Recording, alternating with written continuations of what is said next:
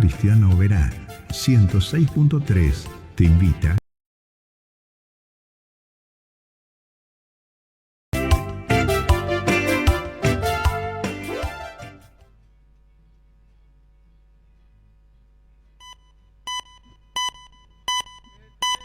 El siguiente programa está auspiciado por Eureka, lo encontré.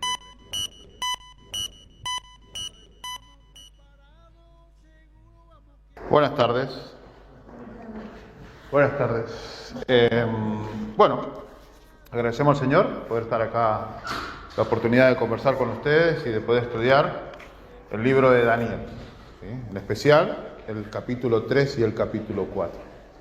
Pero quisiera tomar unos minutos para fundamentar la decisión que ya han tomado, dar un poco de historia, un poquito de historia de que estudiar el libro de Daniel es algo que debiera ser uno de los principales motivos de estudio, ¿sí? Ahora voy a mostrar por qué en historia, ¿no? Entonces, la importancia de los libros de Daniel y Apocalipsis. No sé si se puede apagar una de estas, por favor. Gracias. Ustedes saben que, como historia institucional, el libro de Daniel y Apocalipsis son los pilares, Daniel y Apocalipsis son los pilares de nuestra fe, porque el movimiento adventista comenzó con la historia de, ¿recuerdan ustedes? La historia de Miller. ¿Han escuchado hablar de William Miller? Y los milleritas, o sea, antes de 1844. ¿Sí? Bien. Ustedes saben que ellos, o a consecuencia del estudio de la obra de los milleritas, surgieron algunos libros muy interesantes, como por ejemplo, este pequeño libro escrito por Urias Smith. ¿Han escuchado hablar de Urias Smith? ¿Sí? Este libro, aunque está en inglés, dice las revelaciones, Daniel y el Apocalipsis. Recuerden que en inglés no se utiliza la palabra en griego, sino se utiliza revelaciones, como dice Apocalipsis capítulo 1, ¿no? La revelación de Jesucristo que le dio por medio de su ángel a su siervo Juan para que le entregue a las iglesias, ¿verdad? Así que ese sería el título en inglés. Y en castellano salió hecho en 2 tomos, ¿sí? Aunque estos están en inglés, pero están las versiones en castellano, pero hace muchos años que se dejó de reimprimir. Ahora se puede conseguir en formato PDF, ¿sí? Y la particularidad de estos 2 libros es que tiene una explicación versículo por versículo del libro de Daniel, capítulo por capítulo, y versículo por versículo del Apocalipsis. Tiene un detalle, porque en aquel momento todavía faltaban algunas profecías que se cumplieran. Entonces, este autor, como pensaba que una porción del libro de Daniel, sobre todo el capítulo 11, él estimó que era, o que tenía cierto cumplimiento con ciertas naciones, y eso quedó plasmado aquí. Pero que él haya errado en algo, en un suceso que todavía no sucedía, no quiere decir que todo lo demás no sea certero. Porque algunos los descartan simplemente por esa observación. Si quieren otro día estudiamos dónde es que tiene ese pequeño desfasaje en una interpretación histórica de una profecía bíblica. ¿Puede ser la de Rusia? ¿Puede ser que...? Claro, Daniel 11, al final de Daniel 11, es algo que sucedió muchos años después de la muerte de Urias Smith. Y él entendía que ese evento que todavía estaba en el futuro podía ser tal nación. Pero después otros estudiosos adventistas descubrieron que los hechos narrados al final del capítulo 11 tienen que ver con otro evento mucho más cercano a nosotros. Pero si quieren otro día lo podemos estudiar. ¿Sí? Pero tiene fundamento en el espíritu de profecía. Pensé que querías mostrar. Observen lo que dice. Esto se llama manuscritos release, ¿sí? Tomo 1, página 64, dice: las profecías de Daniel y Apocalipsis en especial debieran ser presentadas al público como el libro por antonomasia para nuestro tiempo. Observen que si nosotros leemos el Apocalipsis, leemos la Biblia, Daniel y Apocalipsis no es un libro. ¿Es verdad? Daniel está en el Antiguo Testamento y Apocalipsis está en el Nuevo Testamento. Pero no existen como un libro en sí los 2 libros. ¿Se entiende? En la Biblia está el libro de Daniel y está el libro de Apocalipsis. Pero no es un solo libro, Daniel y Apocalipsis. Entonces, acá, la hermana Juárez, cuando está hablando de el libro, se está refiriendo, y voy a volver atrás, a este libro, que originalmente se presentó en un solo tomo. Vamos a ver qué sigue diciendo. Dice, este libro, ¿cuál? Daniel y Apocalipsis, de Urias Smith, contiene el mensaje que todos precisan leer y entender. Traducido a muchos idiomas diferentes, será un poder para iluminar el mundo. Este libro, Daniel y Apocalipsis, juntos, las explicaciones de las profecías de Daniel y Apocalipsis, se ha vendido muy bien en Australia y Nueva Zelanda. Hago un paréntesis. Si estuviera hablando de la Biblia, ¿sería un consejo relevante traducirlo a muchos idiomas?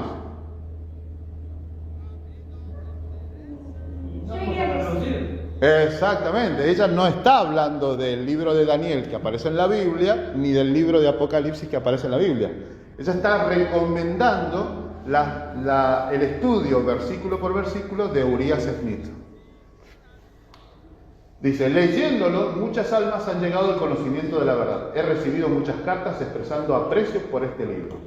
¿Qué tiene de importante ese libro? Que va versículo por versículo explicando lo que el Señor dejó escrito en el libro de Daniel. Por ejemplo, toma Daniel 1:1 y lo que está ahí lo explica con historia, con gramática, con hechos que nos ayudan a entender lo que está encerrado en ese versículo. Como un comentario bíblico. Exactamente. Daniel y Apocalipsis exclusivamente. Exclusivamente. Esa es la realidad. Usted ha dado en el clavo. Es un comentario bíblico, versículo por versículo del libro de Daniel. Y cuando termina con el Daniel, hace un comentario bíblico, versículo por versículo, del libro de Apocalipsis. Hay algunas cosas interesantes, tiene muchas anotaciones y es enriquecedor. No es la única cita que tenemos a favor, observen esta otra, dice que nuestros colportores llamen la atención de todos sobre ese libro. El Señor me ha mostrado que ese libro hará una buena obra de la iluminación de los que se interesen por la verdad para nuestro tiempo. Los que acepten la verdad ahora, sin haber compartido las experiencias de los que entraron en la obra al comienzo de la historia de la proclamación del mensaje, deberán estudiar lo que enseñan las profecías de Daniel y Apocalipsis, familiarizándose con la verdad que presenta. ¿Qué sucede? El Señor proveyó un material para que nosotros, si no tenemos la posibilidad de que alguien nos guíe como tenemos ahora, leyendo ese libro podemos acercarnos a la verdad con la ayuda del Espíritu Santo que nos acompaña mientras leemos. Les recomiendo, está en PDF, si usted alguno lo quiere, yo se los comparto. ¿Sí? ¿Y así para comprarlo? No, estaba mirando yo ahí y solo hay algunas versiones en inglés. Y habría que buscar en internet si hay alguien, y es bastante... sí, tiene un precio bastante... Si es PDF, después de imprimirlo, termina costando lo mismo, pero ya lo tenemos. Sí. Algunos hermanitos de la iglesia de la Reforma lo imprimieron. Sí, hay versiones dando vuelta. Yo pude conseguir de... No son oficiales, pero... Sí. Yo pude conseguir, creo que tengo los dos, Daniel y Apocalipsis, de un hermano adventista que falleció y logré conseguir de los libros azules, porque la última edición fue de tapa azul, pero dura, pero fue desde antes de los años 80 que dejó de imprimirse, o por lo menos comercializarse masivamente. Tercer testigo, los que preparan para incorporarse al cuerpo pastoral que deseen convertirse en buenos estudiosos de las profecías, encontrarán en las profecías de Daniel y Apocalipsis una ayuda inestimable. Es preciso que conozcan este libro. No solo está hablando del Daniel que aparece en la Biblia, sino de los comentarios de Daniel. No solo está hablando de Apocalipsis que aparece en la Biblia, sino de los comentarios de Apocalipsis. Recuerden que nosotros tenemos 3 grandes libros de texto para entender lo que dice la Biblia. ¿Quién los recuerda? El primero es... uno por excelencia, ¿cuál sería? ¿Conflicto? La Biblia. Por excelencia la Biblia. Segundo libro de texto. El conflicto. No, la naturaleza. Tercer libro de texto, la historia. Este libro, Daniel y Apocalipsis, tiene comentarios naturales y tiene comentarios de historia, y puntualmente está basado en lo que dice la Biblia. Observen que dice, habla del pasado, del presente y el futuro, presentando la senda con tal claridad que no es preciso que nadie yerre en la misma. Quienes estudien ese libro diligentemente no tendrán deleite alguno en las trivialidades presentadas por los que tienen un ardiente deseo por sacar algo nuevo o extraño que presentar a la grey de Dios. ¿Qué quiere decir?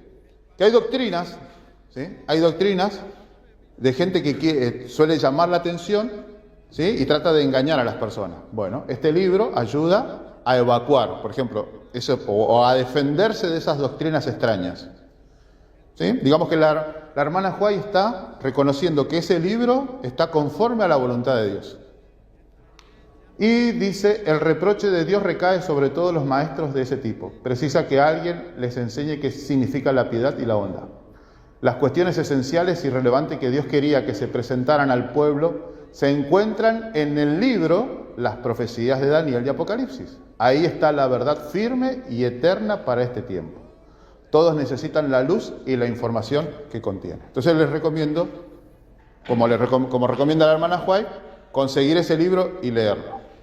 Bien, ustedes saben que las profecías de Daniel y Apocalipsis son importantísimas, como inicié, a través de la historia adventista. Tanto que los pioneros mandaron a imprimir esta pancarta o este diagrama con el cual predicaron antes de 1843. ¿Sí? Este de arriba dice ahí las profecías de Daniel y Apocalipsis, y no alcanzo a ver más que era porque estaba chiquito, no conseguí más grande. Y acá tiene la estatua de Nabucodonosor, tiene las 4 bestias, la bestia espantosa, acá tiene Daniel 7, acá tiene el león que se pone en pie, tiene todos los cálculos de las fechas proféticas, tiene Apocalipsis acá los tres hay, tiene la bestia con 4 cabezas, la bestia espantosa y una serie de cosas más. Esto es con los que los mileritas predicaron. Pero no se quedaron conformes con esto, sino que después de 1844 presentaron uno similar donde estaba la verdad del santuario. Es el mismo, con una corrección, aquí dice 1843, acá dice 1844, pero tienen lo que inmediatamente el Señor les reveló después de esa fecha, que es el mensaje de los 3 ángeles y la verdad del santuario. Con esto, que se imprimió en 1850, es con lo que aquellos que sobrevivieron en la fe al chasco de 1844 predicaron la verdad presente hasta nuestros días. Pero no conforme con esto, en 1863 se volvió a hacer un diagrama con la excepción de que no tiene las explicaciones, pero sí mantiene todas las figuras de 1850. Estos 3 diagramas proféticos están basados en las profecías de Daniel y Apocalipsis. Esto es, o sea, ¿qué dice acá? Visiones de Daniel y Juan. Esto es material de la iglesia adventista, material de los pioneros. Por eso es importante leer y estudiar Daniel y Apocalipsis. Ustedes saben que Daniel 8:14, ¿quién lo recuerda? 2300 tardes y mañanas. La hermana Huay dice que ese es el santo y seña de los adventistas. Porque la única doctrina o que deriva de 2300 tardes y mañanas lo tenemos nosotros los adventistas. Es lo que nos identifica y nos separa de todas las otras denominaciones. Porque si no hubiéramos entendido las 2300 tardes y mañanas, no podríamos haber revelado el cumplimiento de la fecha de 1844. Bien, vamos a lo nuestro. 2 historias interesantes. Saben que tengo, después otro día si es necesario se los cuento, tengo 2 testimonios al respecto de estos 2 capítulos de la Biblia, pero llevaría un tiempo, cosa que preferiría después contárselo en otra oportunidad. Tanto con Daniel 3 como con Daniel 4. Dos veces que marcaron mucho mi vida, situaciones en las cuales pude ver reflejada y me ayudaron a sobresalir o a sobrellevar esas situaciones leyendo Daniel 3 o recordando lo que decía Daniel 3 y Daniel 4.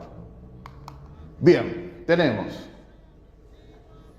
¿sí?, una prueba de fuego y otra prueba de fuego. Son dos capítulos que en sí tienen, por así decirlo, el mismo mensaje, pero visto desde dos ópticas. Vamos con el primero, Daniel 3. ¿Quién tiene las hojitas? ¿Lo leyeron? ¿Sí?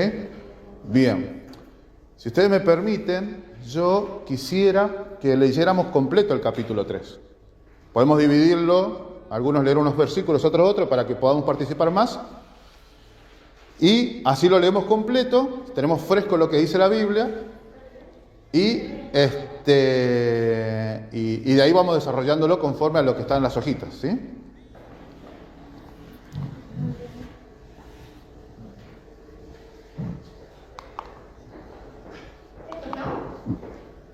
¿Quién quiere leer? Sí, pero vamos a leer la Biblia. Sí, eso me imagino que lo habrán leído ya, ¿no?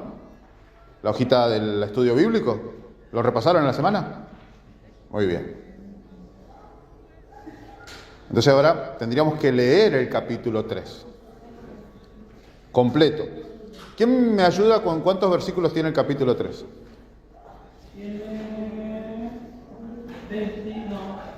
30. Bueno, ¿cuántos quieren leer? Así sabemos cuántos quieren leer y dividimos los versículos y uno. Bien, tenemos 2. ¿Alguien más? 3, 4. ¿Alguien más? 4, acá dice, ¿sí o no?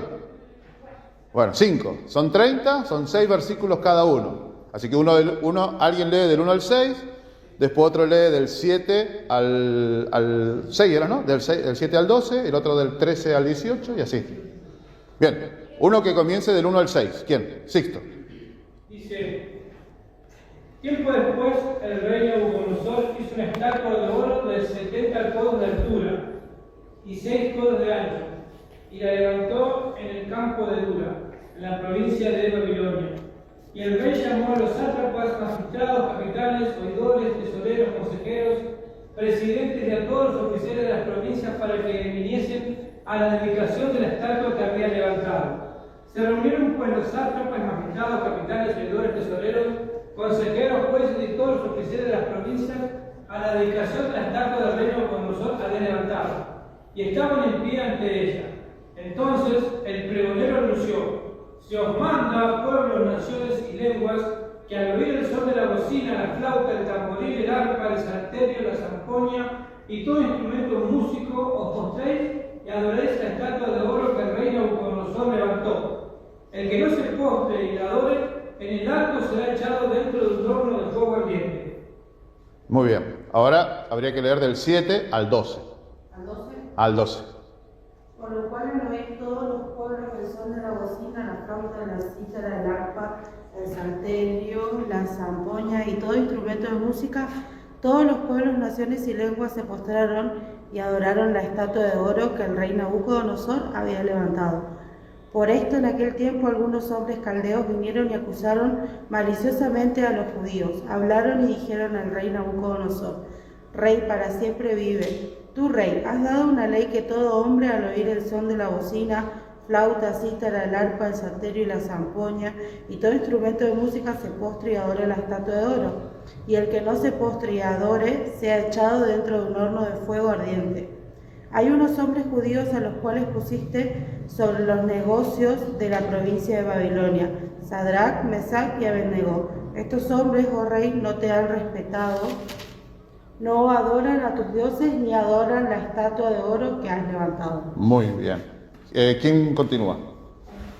¿Ah? Sí, entonces sería del 19, del 13 al 18. Entonces Nabucodonosor dijo con ira y con enojo que le trajesen a Sadrach, Mesach y Abednego. Al instante fueron traídos estos varones delante del rey. Habló Nabucodonosor y les dijo: ¿es verdad, Sadrach, Mesach y Abednego, que vosotros no honráis a mi Dios, ni adoráis la estatua de oro que he levantado? Ahora pues, ¿estáis dispuestos para que al oír el son de la bocina, de la flauta, del tamboril, del arpa, del salterio, de la zampoña y de todo instrumento de música, os postréis y adoréis la estatua que he hecho? Porque si no la adorareis, en la misma hora seréis echados en medio de un horno de fuego ardiendo. ¿Y qué Dios será aquel que os libre de mis manos? Sadrac, Mesac y Abednego respondieron al rey Nabucodonosor diciendo: no es necesario que te respondamos sobre este asunto. He aquí, nuestro Dios, a quien servimos, puede librarnos del horno de fuego ardiendo, y de tu mano, oh rey, nos librará. Y si no, sepas, oh rey, que no serviremos a tus dioses, ni tampoco adoraremos la estatua que has levantado. Muy bien. ¿Quién quisiera leer ahora del 19 al 24? ¿Vos? Bueno, Dale. dice: entonces Nabucodonosor se llenó de ira y se demudó el rostro contra Sadrac, Mesac y Abednego, y ordenó que el horno se encendiera 7 veces más de lo común, y mandó a hombres muy vigorosos de su ejército que atasen a Sadrac, Mesac y Abednego y los echasen al horno de fuego ardiente.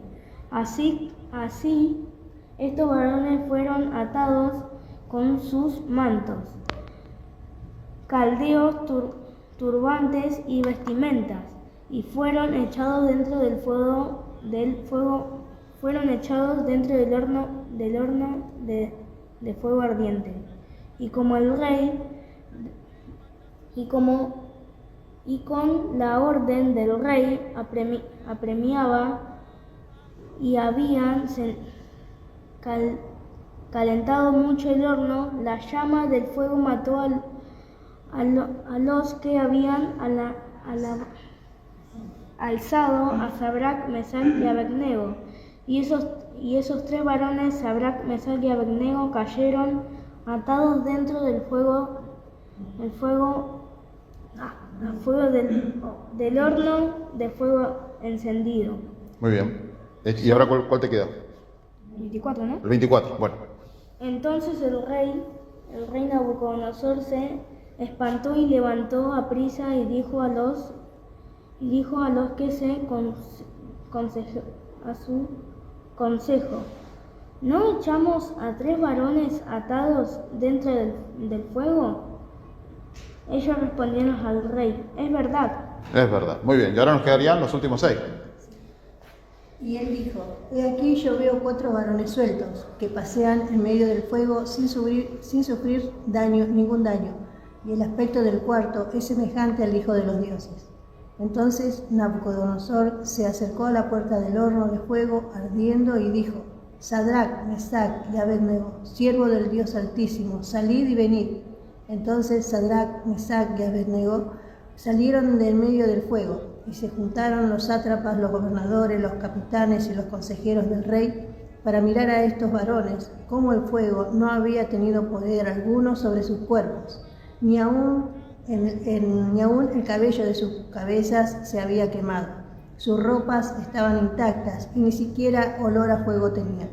Entonces Nabucodonosor dijo: bendito sea el Dios de ellos, de Sadrac, Mesac y Abednego, que envió a su ángel y libró a sus siervos que confiaron en él, y que no cumplieron el edicto del rey, entregaron sus cuerpos antes de servir y adorar a otro Dios que su Dios. Por lo tanto, decreto que todo pueblo, nación, lengua que dijere blasfemia contra el Dios de Sadrac, Mesac y Abednego sea descuartizado y su casa convertida en muladar, por cuanto no hay Dios que pueda librar como este. Entonces el rey engrandeció a Sadrac, Mesac y Abednego en la provincia de Babilonia. Bien. Bueno, observen que, habiendo ahora teniendo fresco en la mente, por lo menos habiendo repasado lo que dice el capítulo 3, ahora vamos a ir avanzando en alguna situación. Bien, había un ídolo. ¿Cuál era el ídolo? La estatua de oro. Como bien mencionó esta mañana Sonia, Nabucodonosor no respetó lo que le había sido interpretado en el sueño, porque la estatua tenía originalmente en el sueño del capítulo anterior ¿cuántos componentes? La cabeza era de oro, tenía plata, bronce hierro y barro. 5 componentes en total. Pero Nabucodonosor tenía algo que después vamos a mencionar en el siguiente capítulo, que le llevó a buscar la magnificencia en todo lo que hacía. ¿Sí? Pero no solo eso, sino que quería también que se le honrara o honraran ese ídolo como a una deidad.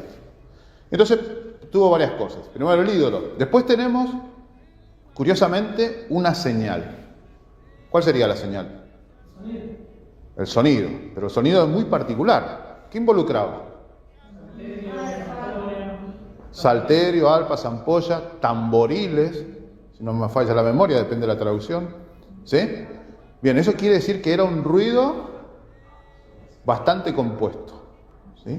Es muy interesante porque, según estudiamos Daniel de Apocalipsis, eso que le sucedió a esos tres siervos de Dios, ¿sí? Sadrac, Mesach y Abednego, es una representación o es un tipo de lo que va a suceder al final de la historia. Es una prueba muy similar a la que va a tener que vivir cada uno de los cristianos. Porque en algún momento de lo que está por venir, en algún momento de un futuro muy cercano, más cercano de lo que pensamos, nosotros vamos a ser probados o condicionados a adorar un ídolo. Nosotros sabemos que eso tiene que ver con ¿qué? Con el día domingo. Pero curiosamente no es trabajar en domingo o dejar de trabajar en domingo. La prueba va a ser trabajar en sábado.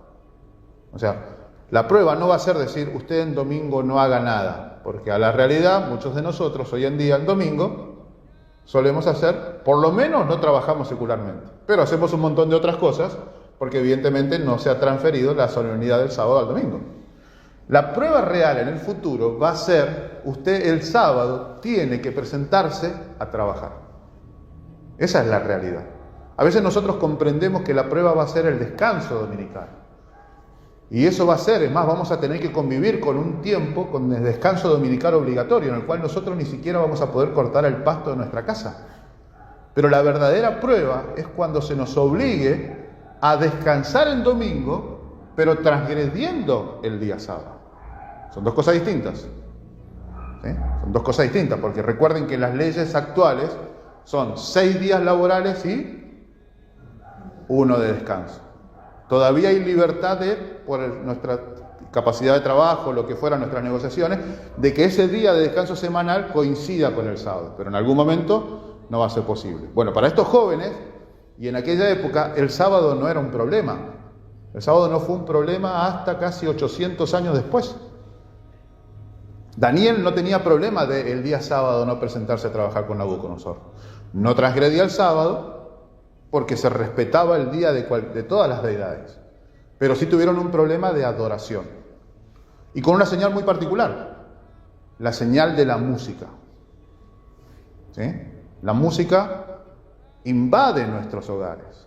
La música condiciona los comportamientos.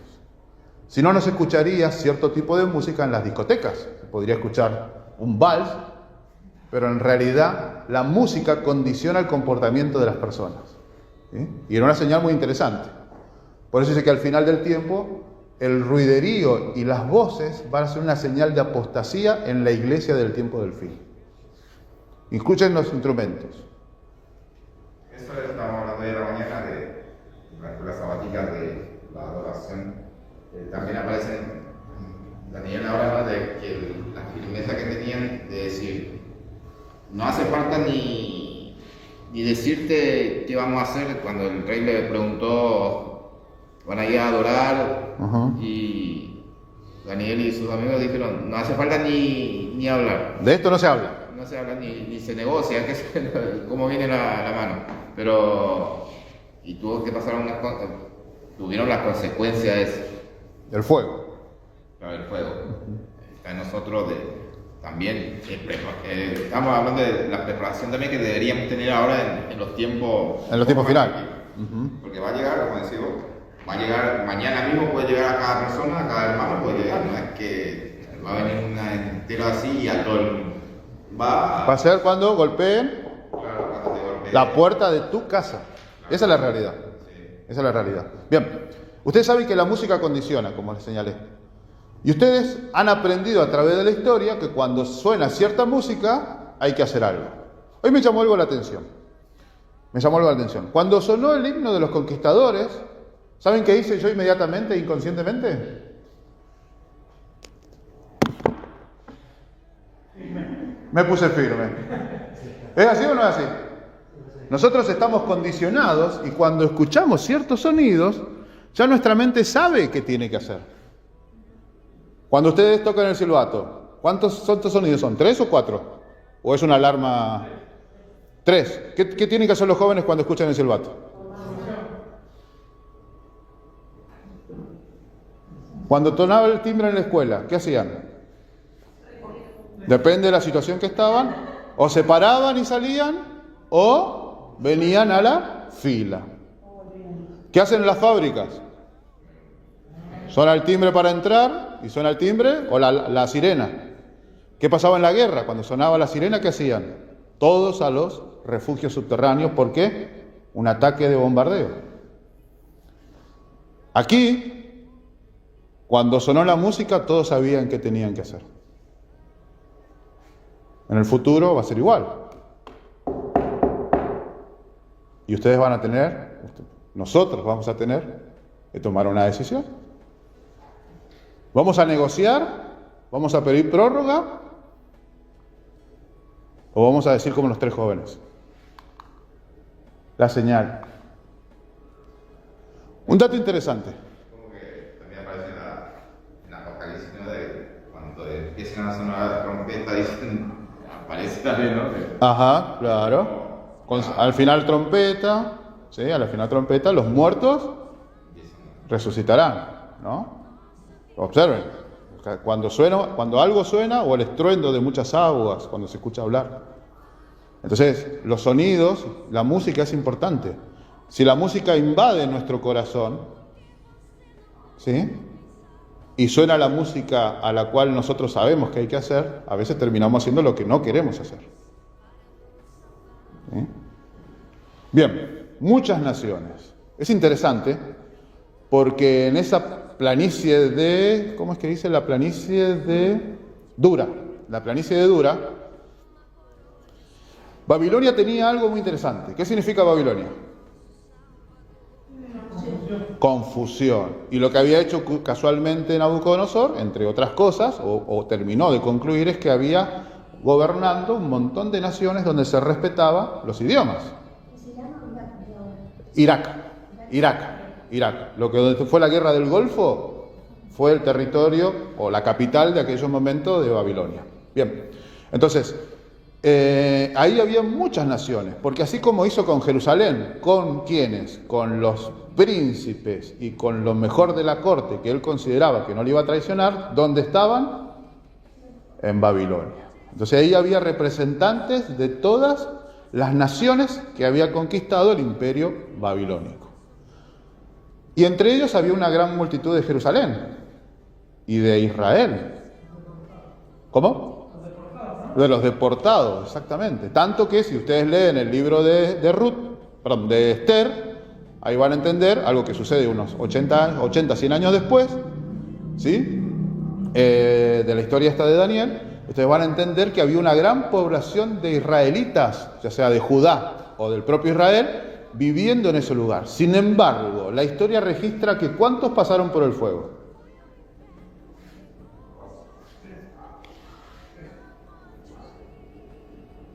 La prueba es dura. ¿Cómo? Los demás israelitas que vivían en ese momento en Babilonia se postraron. No había pecadores allí. ¿Sí? No eran los únicos 3 hebreos. Es más, en esta historia no figura Daniel, porque Daniel, como era, por así decirlo, el embajador principal, estaba en otro lado. Porque eso, claro, en ese momento Daniel no estaba presente en Babilonia, si no hubieran sido 4 los que entraron al fuego y hubiera aparecido un quinto. Ahora vamos a llegar más allá. Entonces tenemos que de esa población, vamos a reducirlo a los que sabían o conocían o tenían algún tipo de comunicación o descendencia con los israelitas, ¿sí? Solo 3 fueron echados al fuego. Y no hubo trampa, no hubo nada. No es que solo ellos. La Biblia registra que solo 3 no se arrodillaron ante la estatua. Todos los demás sabían qué hacer cuando escucharan la música. La decisión. ¿Sí? Hay que estar firme en ese momento. Cuando vengan a golpear la puerta, y sea nuestra última oportunidad, o la única oportunidad. Una cosa es decir y otra cosa es... Exactamente. Otra cosa es... ¿sí? Eso es lo que vivieron los apóstoles en la persecución, lo que vivió la iglesia de Esmirna. ¿Sí? De que se les arrastrara. Esta mañana mencioné a Policarpo. Policarpo, puntualmente, un discípulo del apóstol Juan, que vivió, creo que fue martirizado por 1150 aproximadamente, unos 120 años después de la muerte del Señor Jesús.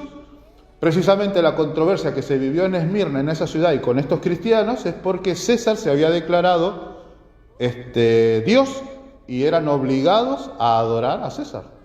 Muchos de los cristianos tomaron la decisión como los 3 amigos de Daniel. Y esa historia se va a repetir en un futuro no muy lejano. No hay lugar o iglesia, denominación, que nos vaya a poder proteger de esa decisión. Nos vamos a ver desnudos, en el sentido de que transparentes ahí solos, frente a esa decisión, tanto por nosotros como por quienes tenemos a cargo, nuestros hijos, nuestros nietos, nuestros esposos. Pero la decisión es personal. Puede ser que yo decida, puede ser que yo ceda, y mi esposa puede ser que se mantenga firme. Uno de los dos va a caminar en el mar de cristal, porque no va a haber otra oportunidad, como no la tuvieron ellos. ¿Sí? Aunque Nabucodonosor les volvió a dar la oportunidad en el sentido, pero solo había una decisión correcta. ¿Cuál era? Postrarse ante el ídolo. Y en el futuro solo va a haber una decisión correcta: transgredir el día de reposo. Y no hay vuelta atrás. Porque nosotros no vamos a necesitar tomar un tiempo. Porque ¿cuánto hace? Vamos a suponer que pasa dentro de 5 años. ¿Yo necesito dentro de 5 años un tiempo para pensar si voy o no a transgredir el día de reposo? No sé cómo, para que se entienda, para que yo pueda entender. Sí. Transgredir sí. No es solamente el trabajo. O sea, porque normalmente sí. Decimos transgredir el sábado. Ajá. Y capaz que automáticamente muchos hermanos ya lo vuelcan al... Solo el trabajo secular. Bien. Bueno, transgredir el sábado. ¿Y qué se te ocurría a vos? No. ¿Agregaste algo más a solo el trabajo? Y hablar de la vida, hacer otra cosa. Ajá. Tendríamos que ir a Éxodo. Ir a compartir un asado con mis amigos, por ejemplo. Y es posiblemente que... O ir a... voy a la casa de un amigo para que no sea nada espiritual y ni nada que me esté ayudando. Uh-huh. Sí. Esas cosas, o sea... Eso también entra ahí. Entraría, por así decirlo. Los hermanos lo toman como que transgredir el sábado ya... Me imagino que... solo trabajo. Sí. Yo pienso que si hilamos finito, estamos transgrediendo esos santitos. Y es muy posible, es muy posible. Porque al viajar, al estar, al prepararnos, al salir, a estar apurado, distintas actividades, esto, aquello, estamos muchas veces, la gente de la iglesia se distrae por hacer las actividades de la iglesia, no se mete en el tema de la oración o no participa bien, porque está pendiente de alguna otra situación. Por ahí tomamos el trabajo secular. Secular, el que está afuera nomás, sí. Como que... O sea, los judíos sí. el viernes a la tarde ya reciben y se van a la casa a descansar. Uh-huh. Y a la tarde van a la iglesia y cierran el sábado sí. con la oración. Con la oración. O sea, lo toman literal, no hacemos nada. Son muchísimo más estrictos que quizás nosotros. Estricto, pero yo creo que sí, el descanso lo hacen como debería ser. Exacto, bueno, muy bien. No, o sea, si damos finito, estamos ahí nosotros. Estamos ahí nosotros, bien. Ustedes me preguntaron, vamos a aclarar algunos temas. A ver, Tendríamos que repasar y vamos a repasar Deuteronomio 5. Creo que es el 18. Porque, a ver, el Éxodo 20 creo que lo conocemos casi de memoria. Vamos a verlo en otro lado también para que nos quede en la mente que hay una segunda vez donde se mencionan los 10 mandamientos. Deuteronomio 5. Sí, ¿qué versículo? Pues solo con el séptimo mandamiento, con el cuarto mandamiento, ¿no? Claro. 12. 5:2. Ah, 5, 2 o 12. 12. Bueno, a ver quién lo quiere leer fuerte. Dice, guardarás el día sábado para santificarlo, como el Señor tu Dios te ha mandado. ¿Cómo sigue? Pero es el cuarto mandamiento repetido, tendría que ser acá. El 13. Dice, 6 días trabajarás y harás toda tu obra, pero el séptimo día es sábado, bendito al Señor tu Dios. Ningún trabajo harás, ni tú, ni tu hijo, ni tu hija, ni tu siervo, ni tu sierva, ni tu buey, ni tu asno, ni tu ganado, ni el extranjero que está dentro de tus puertas, para que descanse tu siervo y tu sierva, como tú. Muy bien. Se lo voy a resumir en una expresión que escuché o leí hace poquito. Transgredir el sábado es hacer cualquier cosa que se podría haber hecho en otro momento que no sea el sábado. Vos mencionaste un caso, visitar a un amigo, hay 6 días. Preparar algo, hay 6 días. Hay 6 días. Cocinar, hay 6 días. Es curioso porque el Espíritu de Profecía dice que lavar los platos en día de reposo es un trabajo. Estamos hablando de lavar los platos, que a veces hay pocos y se llena la casa de invitados y no alcanza, o hay que para la cena, ¿no? Porque, bueno, hay excepciones que evidentemente no vamos a hacer comer en platos sucios, pero podemos esperar a que baje el sol. Tampoco cocinar. Sí, tampoco cocinar. No es correcto. No es correcto, porque el Espíritu de Profecía aclara o profundiza allí donde la Biblia es más cortita y dice que no es necesario cocinar en sábado. Es transgredir el día sábado. ¿Estás enfermo? Yo no te voy a esperar que se baje el sol para irme al médico. Bueno, hay opciones. Igual si no depende tu vida, si no depende de la vida, bueno. Sí. Por eso le digo, si lo pudiéramos resumir es todo aquello que se puede hacer en los 6 días y que no implique exclusivamente al día sábado, es transgredirlo. ¿Sí? Si yo tengo que preparar algo, tengo 6 días. Si yo tengo que, por ejemplo, la comida, el baño y todas esas cosas, hay 6 días. Un día un amigo me dijo algo muy interesante. Me dice, pero yo necesito porque transpiro mucho en sábado y cuando, sobre todo en verano. Y yo le digo algo muy interesante, como vos mencionaste del pueblo judío actual. Le digo, no conozco ningún judío concienzudo que se dé un baño en sábado. Ellos no prenden la luz simplemente porque para ellos es trabajo. ¿Sabían eso? Llega hasta el extremo de ser estrictos en lo que dice el mandamiento y ellos consideran que prender la luz es un trabajo. Y en términos físicos del estudio de la física también. Sí. Y queda prendida hasta la noche siguiente. Sí. Y si no prendieron las velas, quedan oscuras. Mi esposa trabajó en la clínica acá en el centro, en la calle Purredón, donde la mayoría, o hay una gran afluencia de público de esa época, y a veces la llamaban para que le prendieran la luz. Bien, avancemos. La decisión, ¿sí? Seguimos. Un juicio. ¿Tuvieron oportunidad de su juicio? ¿Podían llegar a ser absueltos? No. ¿Sí o no? O se arrodillan o mueren, era la frase. Yo a veces le digo a mi hija, vos elegís esto o nada. Le digo, esto o nada, es fácil, tu decisión es tuya. Es fácil decirlo, hay que estar. Cuando vamos Sí. a morir, ¿no? Sí. Me presento en la hora del juicio. Sí. Y Jesús me muestra, ¿y esto para qué lo hice yo? A ver, ¿cómo sería? Que me muestra sus heridas en la cruz. Sí. Y si me dice, ¿para qué? Di mi vida por vos. ¿Y cómo lo compararías? A ver, no alcanzo a hilvanar una idea con la otra. Si me matan a mí, Si te matan. vienen y me dicen, ¿querés guardar el sábado o no? Sí, y yo muere. No tengo mis hijos, necesito trabajar y voy a trabajar. Sí. O no. Y dejo mis hijos sin comida, Sí. abandonado, todo, y dejo que me maten. Y cuando voy al cielo, Jesús me dice, ¿y esto por qué? Bueno. Bien, es un caso muy particular y a veces no podemos definir algo por esto. A ver. Bueno, ¿han escuchado hablar del pastor David Gate? David Gate, ¿han escuchado hablar de él? David Gate.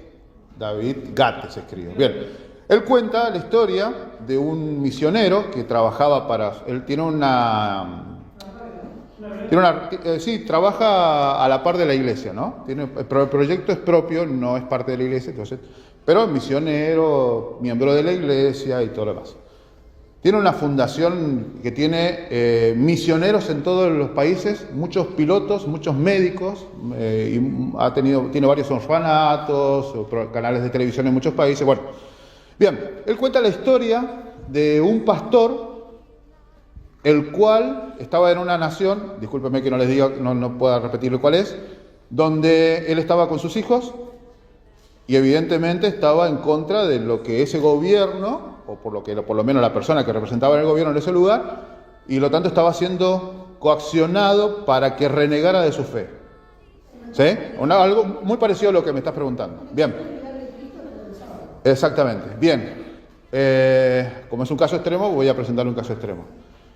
¿Saben cuál era la herramienta con la cual estaban obligando a este hombre a renunciar a su fe? La fe adventista, por así decirlo, por ubicarla.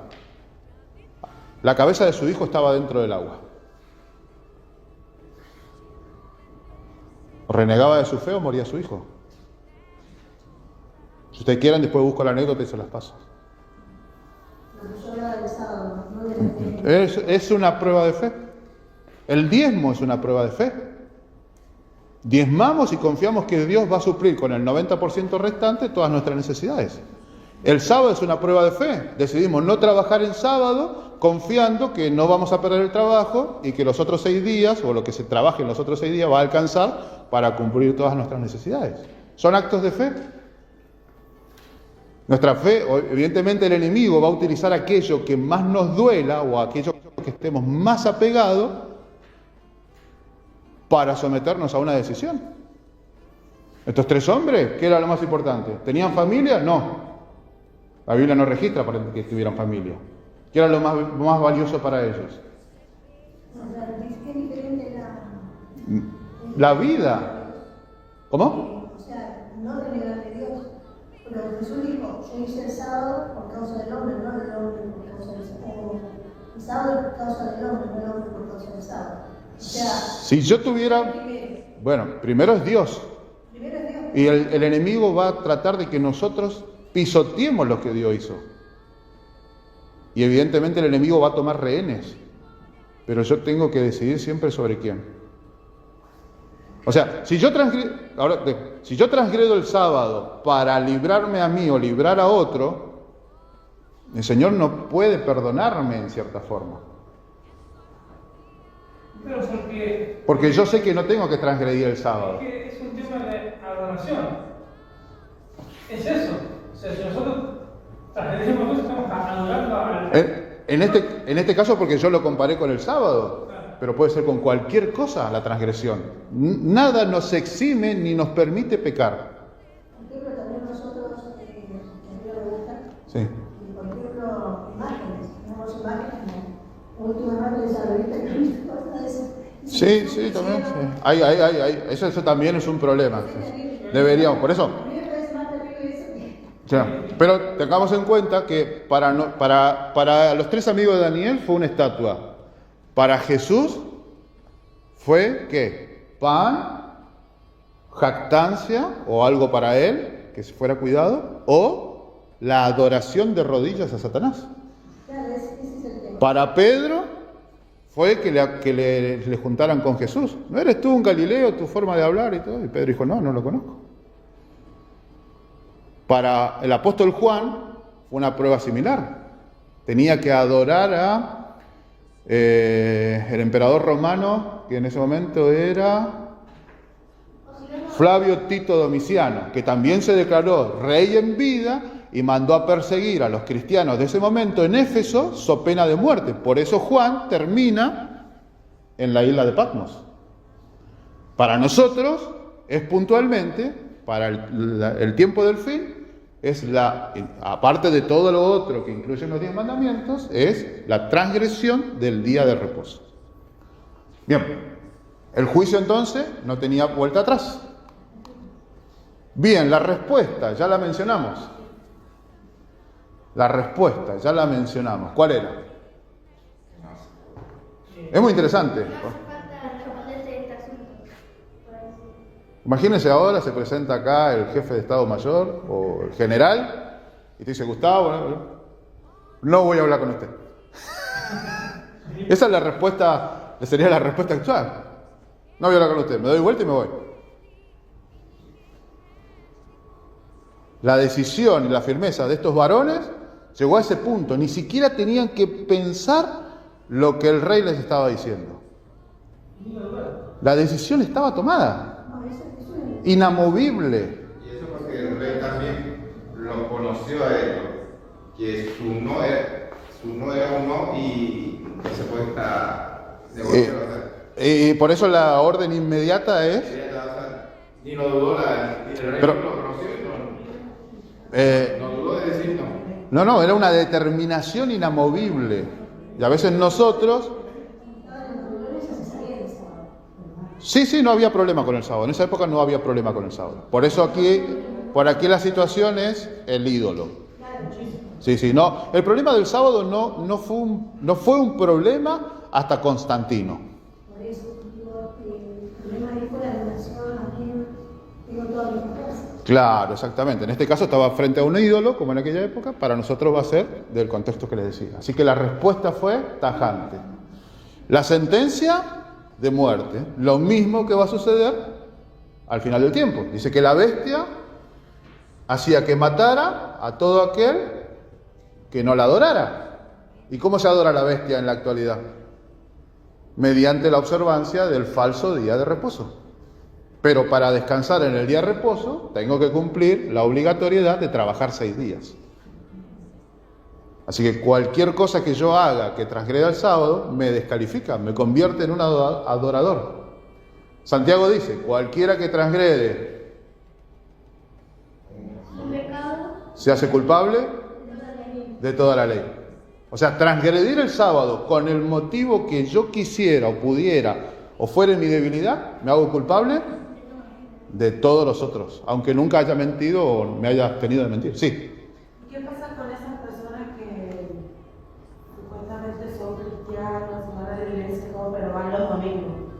Bueno, todavía hay tiempo. Recuerden que no se ha cerrado la puerta de gracia y mucho menos para los que todavía no conocen la verdad de Dios, aunque está escrita en su corazón.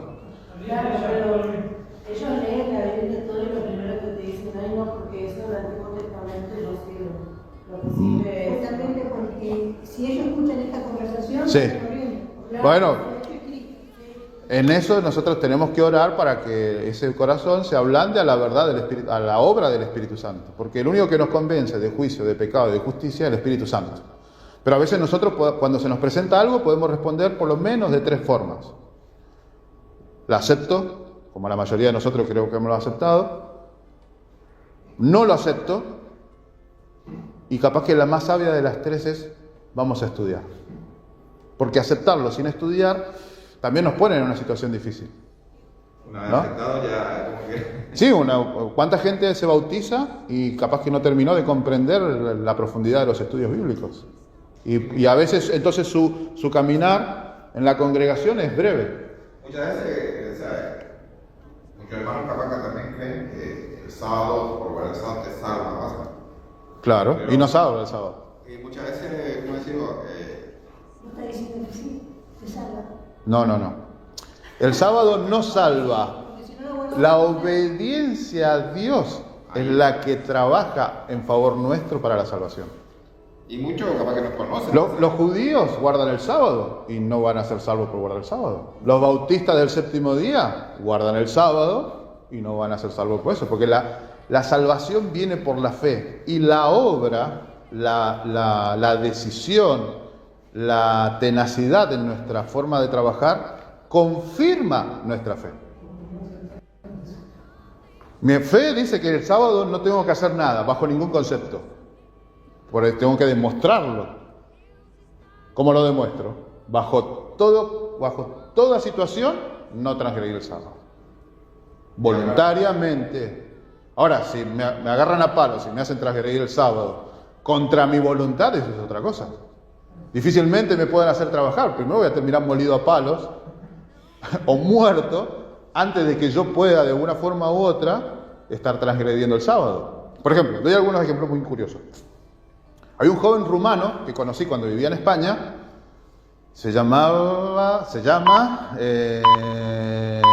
la esposa se llama Luda y él ahora se me escapa el nombre. Bien, él le tocó hacer el servicio militar obligatorio. Los primeros meses lo pasó en el calabozo, porque él el sábado no iba a hacer ningún tipo de trabajo. Entonces, ¿qué hizo el jefe del regimiento o el que estaba a cargo de él? ¿No quiere trabajar? Por desobediencia al calabozo. Bueno, él oraba y tomó una serie de sábados ahí, hasta que de repente un sábado, en vez de llevarlo al calabozo, lo subieron en un jeep, y lo llevaron a un campo y lo pusieron a cuidar una piedra. A cuidar una piedra. Y cuando bajaba el sol lo venían a buscar y lo llevaban de vuelta al regimiento. Pero él voluntariamente no iba a transgredir el sábado. En la película se llama Hasta el último hombre, que el personaje es adventista. Y Ajá. va a la guerra. Sí. Agarraba rifle y dice que no. Desmond 2, sí. Bueno, una historia similar.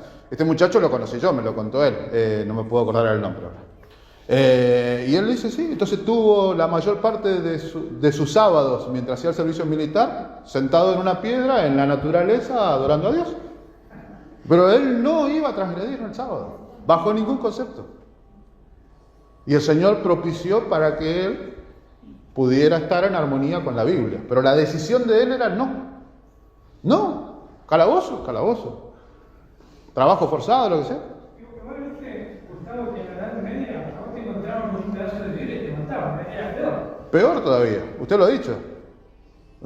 Entonces, no podemos transgredir los mandamientos por cuidarnos. No lo hizo Jesús, que debemos andar como Él anduvo, mucho menos nosotros. La sentencia entonces era de muerte. Y acá aparece el cuarto hombre. Si estos jóvenes no hubieran tenido la decisión, la firmeza de allí, no hubiera existido el milagro que aparece a continuación. ¿Podía Jesús caminar con alguien que hubiera dudado apenas de transgredir el sábado? Difícilmente.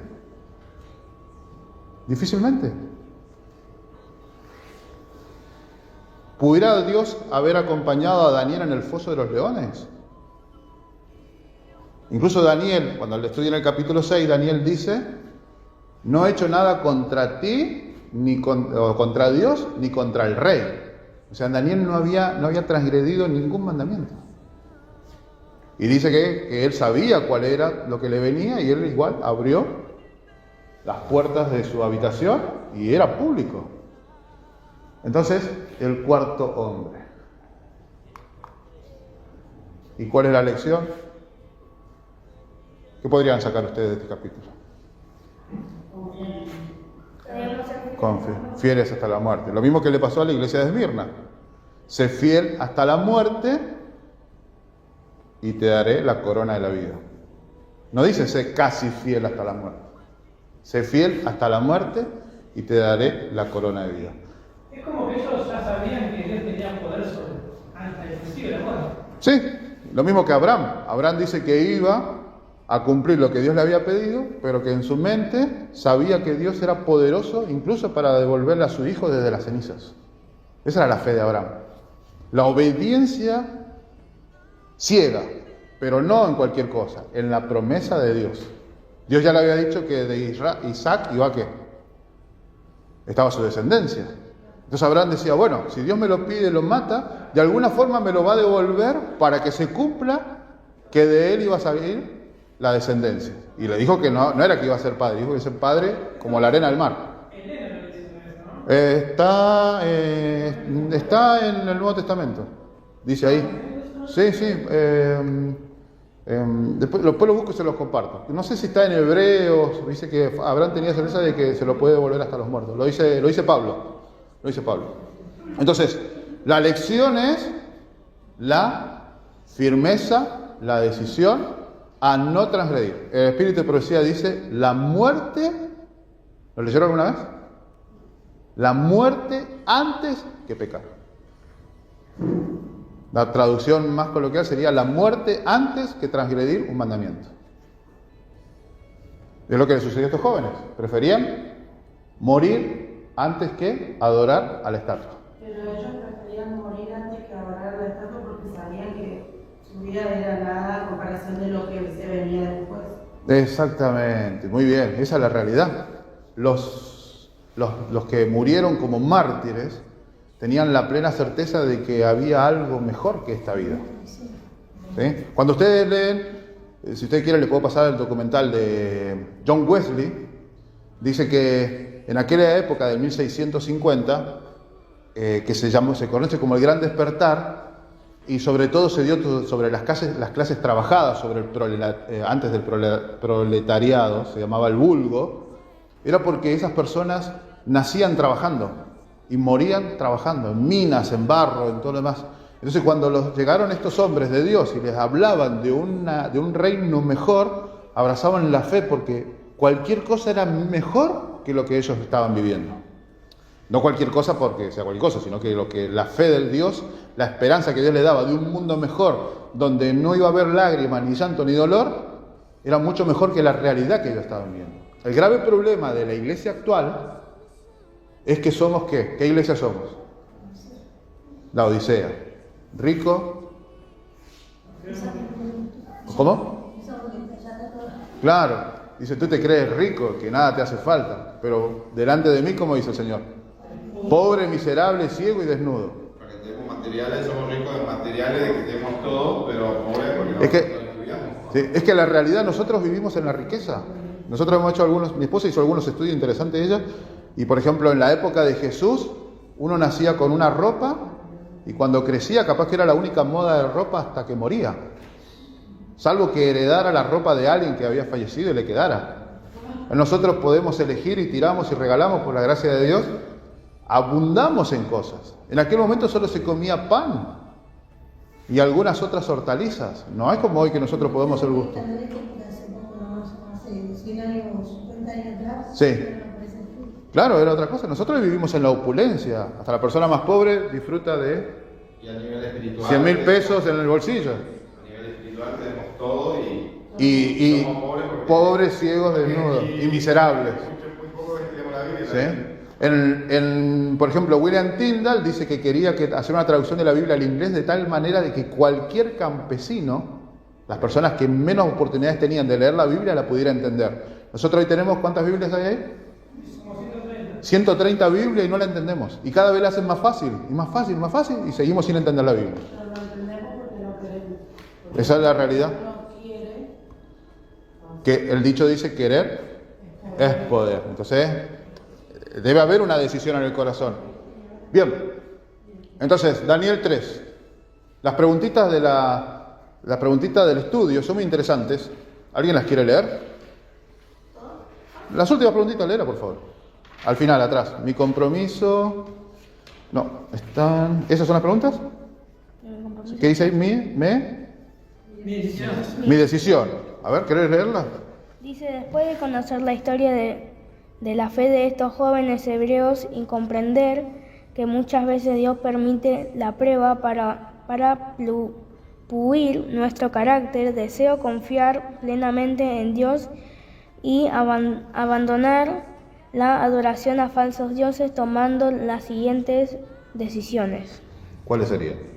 no permitir ni en mi casa ni en mi vida la presencia de falsos dioses.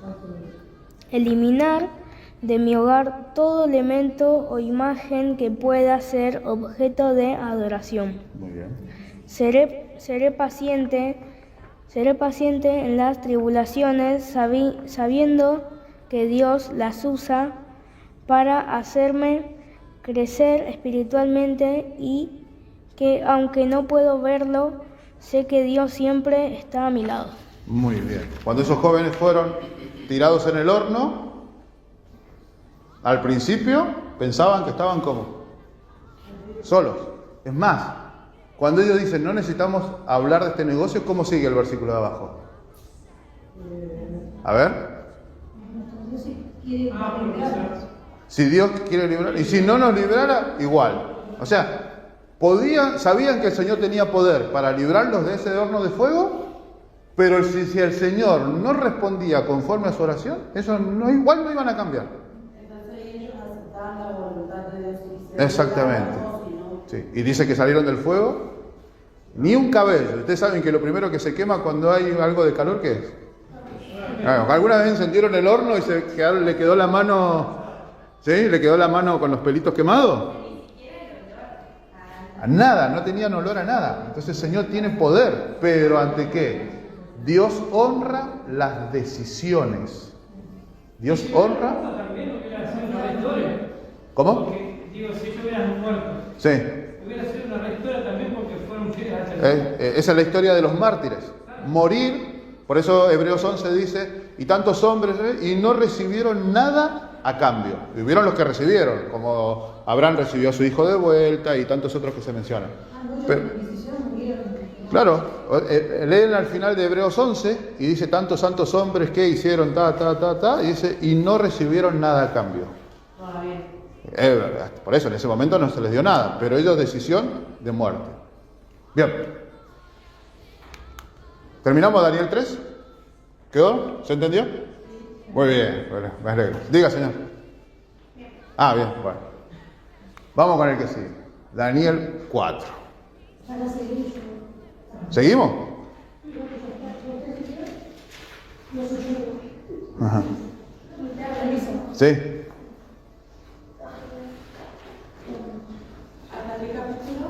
Acá terminamos. O sea, Daniel, me pidieron 3 y 4. Adiós. 3 y 4. Este vamos a ir un poquito más rápido. Venimos bien de horario. Ajá. Daniel 3 y 4. Bueno, vamos a leerlo rápido. Ahora somos menos. Vamos a leerlo rápido. Habiendo estudiado Daniel 3, ahora Daniel 4, va a ser un poco más simple porque los eventos son similares. Sí, los eventos son similares. ¿Cuántos versículos tiene? 34, creo, ¿no? Este es un poco más largo. 37. Bueno, 37. Y somos 1, 2, 3, 4, 5. 5 por 3, 5, 6 por 5. ¿Cuántos eran? 37. 7 por 6. 6 por 6, 36. Así que son 2, 4, 5, 7 versículos. Y alguien va a leer 9. Bueno, por favor. Dice, el rey Nabucodonosor a todos los pueblos, naciones y lenguas que moran en toda la tierra. Paz os sea multiplicada. Conviene que yo publique las señales y milagros que el Altísimo Dios ha hecho conmigo. Cuán grandes son sus señales y cuán potentes sus maravillas. Su reino es reino eterno y su dominio de generación en generación. Estaba yo tranquilo en mi casa, floreciente en mi palacio, y tuve un sueño que me espantó. Tendido en mi cama, las imaginaciones y visiones de mi cabeza me turbaron. Por eso mandé llamar a todos los sabios de Babilonia para que me mostrasen la interpretación del sueño. Vinieron los magos, astrólogos, caldeos y adivinos. Les conté el sueño, pero no me pudieron dar su interpretación. Hasta que entró ante mí Daniel, llamado Belsasar, como mi Dios, en quien mora el Espíritu de Dios Santos. A él le conté el sueño diciendo... tiene el 8. me se ve. Está bien. Bueno, completalo. Luego, Belsasar, jefe de los magos, que yo sé que el Espíritu de Dios Santo mora en ti y que ningún misterio se esconde. Escucha pues el sueño que tuve y dime qué significa. Muy bien. Es el 10, el 9. Leo el 10. Estas fueron las visiones de mi cabeza mientras estaba en mi cama. Me parecía ver en medio de la tierra un árbol cuya altura era grande. Crecía este árbol y se hacía fuerte, y su copa llegaba hasta el cielo, y se le alcanzaba a ver desde los confines de la tierra. Su follaje era hermoso y su fruto abundante, y había en él alimento para todos. Debajo de él se ponían a la sombra las bestias del campo, y en sus ramas hacían morada las aves del cielo, y se mantenía de él toda carne. Vi en las visiones de mi cabeza mientras estaba en mi cama, que he aquí un vigilante y santo descendía del cielo, y clamaba fuertemente y decía así: derribad el árbol y cortad sus ramas, quitadle el follaje y dispersad su fruto. Váyanse las bestias que están debajo de él y las aves de sus ramas. Mas la cepa de sus raíces dejaréis en la tierra, con atadura de hierro y de bronce entre la hierba del campo, sea mojado con el rocío del cielo y con las bestias sea su parte entre la hierba de la tierra. Su corazón de hombre sea cambiado y le sea dado corazón de bestia, y pasen sobre él 7 tiempos. Uno más. La sentencia es por decreto de los vigilantes y por dicho de los santos la resolución, para que conozcan los vivientes que el Altísimo gobierna el reino de los hombres y que a quien Él quiere lo da y constituye sobre él al más bajo de los hombres. ¿El 18 hasta cuánto? 7, hasta el 25. Yo, el rey Nabucodonosor, he visto este sueño. Tú, pues, Belsasar, darás su interpretación, porque ninguno de entre los sabios de mi reino lo ha podido interpretar. Pero tú puedes, porque habita en ti el espíritu de los dioses santos.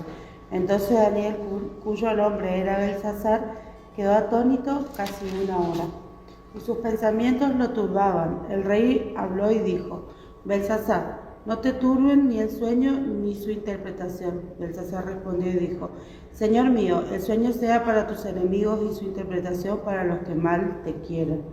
El árbol que viste que crecía y se hacía fuerte, cuya copa llegaba hasta el cielo, que se veía desde todos los confines de la tierra, cuyo follaje era hermoso y su fruto abundante, en él había alimento para todos, debajo del cual vivían las bestias del campo y en cuyas ramas anidaban las aves del cielo. Tú mismo eres, oh rey, que creciste y te hiciste fuerte, pues creció tu grandeza y ha llegado hasta el cielo, y tu dominio hasta los confines de la tierra. En cuanto a lo que vio el rey, un vigilante y santo que descendía del cielo y decía: cortad el árbol y destruidlo, mas la cepa de sus raíces dejaréis en la tierra con atadura de hierro y de bronce, en la hierba del campo, que lo empape el rocío del cielo, y con las bestias del campo sea su parte, hasta que pasen sobre él 7 tiempos.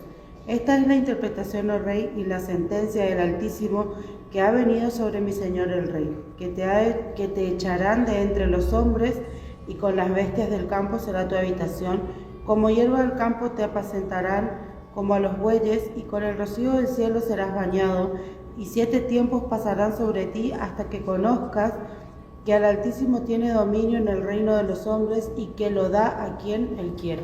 Muy bien. ¿Quién quiere seguir? ¿Seguís? ¿Cuál? Del 25 al 32. O del 26 al 32. 26, ¿no? 26. 26 al 32. Dice: y la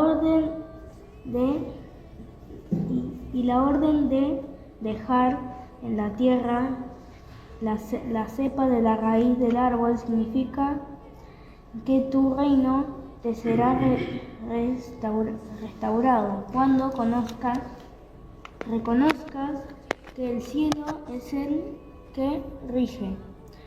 Por tanto, aprueba mi consejo. Renuncia a tus pecados y haz lo justo. Renuncia a la maldad y sé bondadoso con los oprimidos. Tal vez eso prolongue tu tranquilidad. Dice: Dios humilla para salvar. Todo esto vino sobre el rey Nabucodonosor. Al cabo de 12 meses, el rey se se paseaba sobre el palacio de Babilonia y dijo: ¿No es esta la gran Babilonia que edifiqué con la fuerza de mi poder para residencia real y para gloria de mi grandeza? Aún estaba la palabra de la boca del rey cuando vino una voz del cielo que le dijo: Rey Nabucodonosor, a ti se te dice, el reino ha sido quitado de ti. De entre los hombres te echan. Vivirás con las bestias del campo, y con los bueyes te apacentarán.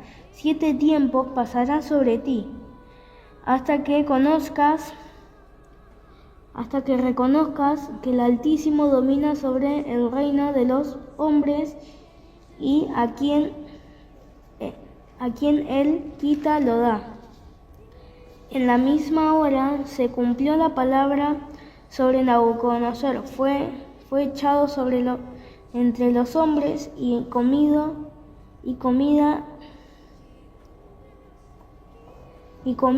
hierba como los bueyes, y su cuerpo se mojaba con el rocío del cielo, hasta que su pelo creció con plumas, como plumas de águila, y sus uñas como las de ave.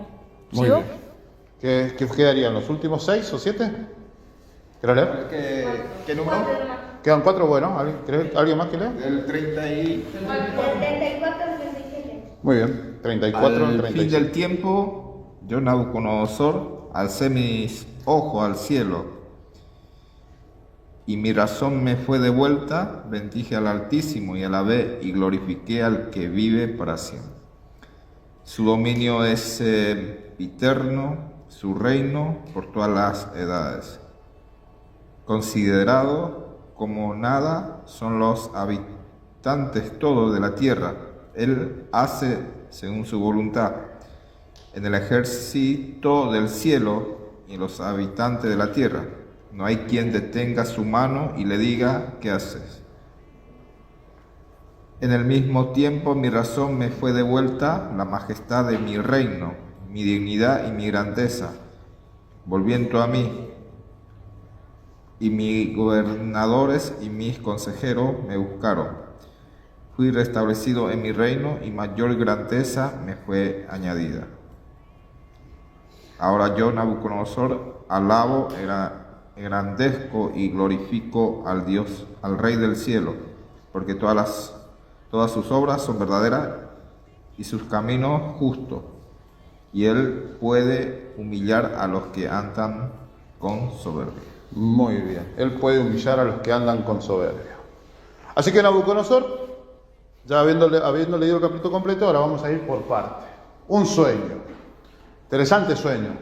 Parece que en aquella época los sueños, ¿sí?, cuando alguien los contaba, se prestaba a malinterpretaciones o a interpretaciones con intenciones, ¿sí?, porque nadie podía descifrarlo. Como, fíjense que esta es la segunda vez que se habla de sueños en el capítulo de Daniel. Sí. Dato.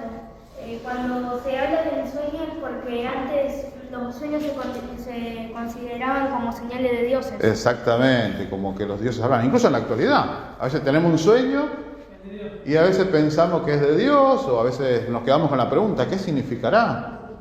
¿Sí? Yo particularmente he soñado muchas veces cosas que en el futuro me han sucedido. ¿Sí? No sé, no es que sé qué cosa va a suceder tal día, pero de repente hago así, y esa imagen que nunca había yo visto o no había estado en ese lugar coincidía con el sueño que yo había tenido un tiempo, ¿no? Es como una rememoración. Pero recuerdo haberlo soñado, y ese lugar o esa situación es la misma, la primera vez que pasó. Por ejemplo, uno cortito así. Yo tengo un programa de radio en Campo Grande, en Misiones, ¿sí?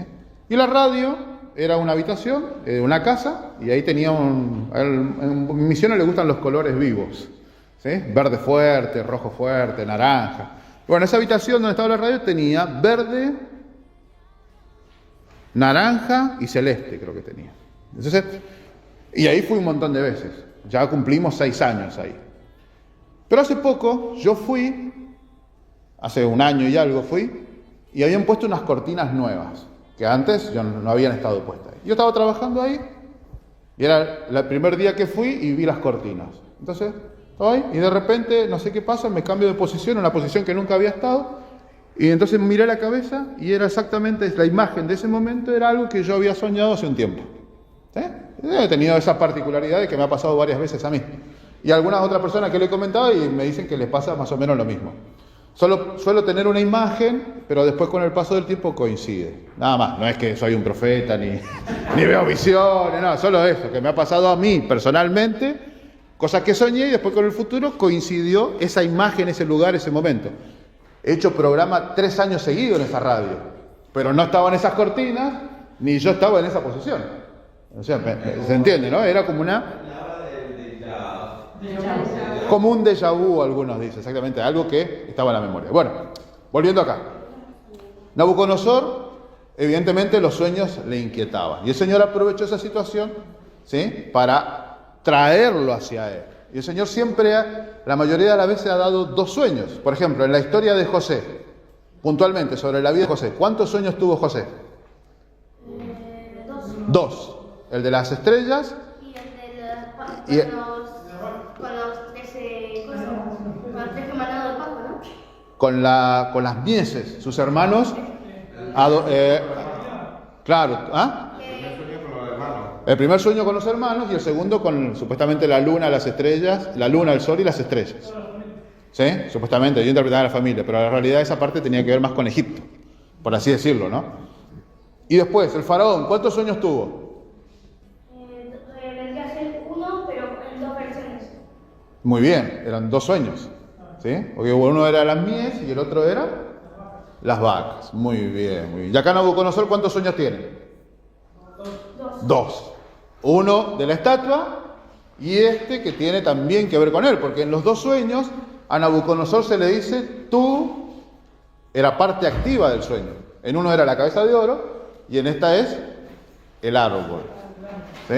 Observen que en el primero el Señor lo pone en una situación o lo muestra como una situación de preeminencia, como el oro, un metal inerte o una materia inerte. Pero en el segundo, como una vida, como la vida. Y es curioso porque la Biblia muchas veces utiliza la metáfora de los hombres son árboles. Veo hombres como árboles, dice caminar.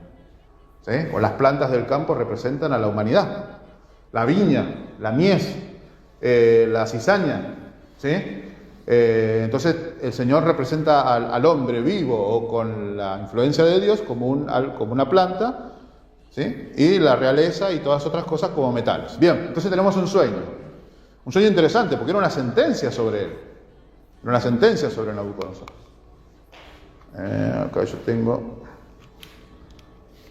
Muy bien. Después, la interpretación. Dice que Daniel estuvo 1 hora dando vueltas porque no deseaba dar esa interpretación. Mientras que antes dependía su vida, en el capítulo 2, y fue lo más rápido posible, en esta se tomó su tiempo, porque ya llevaba unos cuantos años viviendo con Nabucodonosor. Yo esta mañana busqué, ahora sí, al mediodía busqué la historia de Nabucodonosor, y dice que reinó 43 años. ¿Sí? Reinó 43 años. Y que de esos 43 años Daniel convivió con Nabucodonosor aparentemente unos 30 y algo de años. O sea, casi toda una vida con Nabucodonosor. Y era apreciado para Daniel. ¿Sí? Y Nabucodonosor ya había tenido 2 grandes encuentros con Dios. Capítulo 2 y capítulo 3. En los cuales él al menos reconoce que hay un Dios por encima de los otros dioses. Entonces Daniel, me imagino que Daniel habrá estado orando por la vida del rey. Por eso el deseo de Daniel que dice, la interpretación sea para tus enemigos. Daniel no sabía cómo iba a terminar, pero no quería que el rey pasara por esta situación. ¿Cuál era la cláusula? Una cláusula. Había algo que el Señor en el sueño le mostró a Nabucodonosor. Había una cláusula en ese contrato, en esa situación. Que iba a dejar las raíces. Muy bien, que todavía el Señor iba a cuidar a Nabucodonosor, los bienes, las cosas de Nabucodonosor las iba a cuidar en ese momento en que estuviera pasando por esta situación.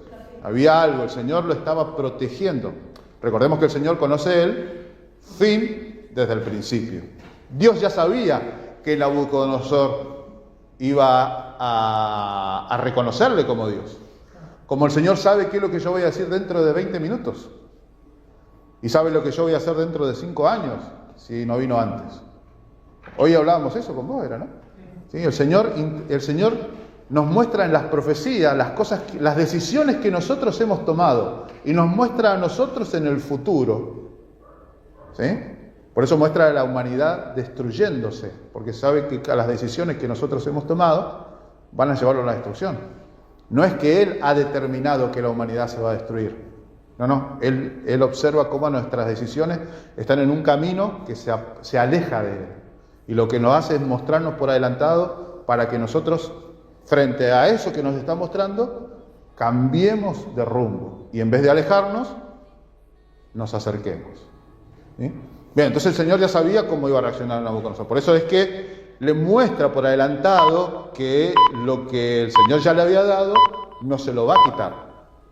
Por eso hay una cláusula a favor de Nabucodonosor, por así decirlo. Pero tiene que pasar por el horno de fuego.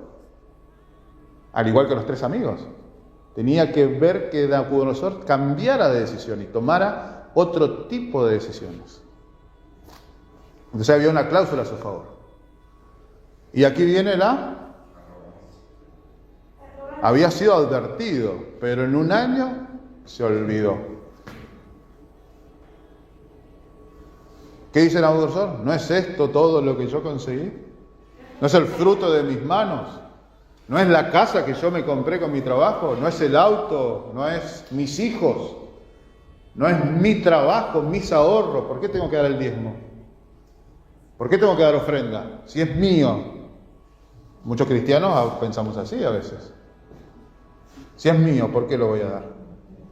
Si yo me lo gané con mi esfuerzo, con mi frente, con mi transpiración. ¿No son nuestra arrogancia también?